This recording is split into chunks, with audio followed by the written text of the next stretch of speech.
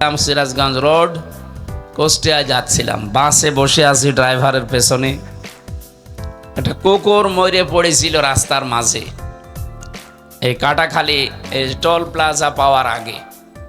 Driver সাহেব কুকুরের ওপর দিয়ে গাড়ি না দিয়ে বাম দিয়ে দিল, গাড়ি একটা ঝাঁকি দিয়ে উঠিস। বললাম, ভাই আপনি যা করলেন এখন তো অ্যাক্সিডেন্ট হয়ে যেত, আপনি এমন করলেন মানে? আমার বলছে, আপনি দেখতে পাচ্ছেন না একটা কুকুর পড়ে আছে মরে, আমি ডবল করে কুকুরের ওপরে চাকা তুলে দেবো, আমার বিবেক নেই?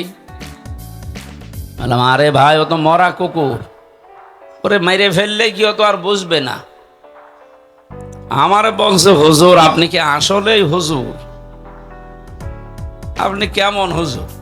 হ্যাঁ, আপনি দেখছেন একটা মরা কুকুর পড়ে আছে, এরপর আমি ডবল করে মারবো, আমার বিবেক নেই? এই কথাটা শোনার জন্য আমি ছিলাম।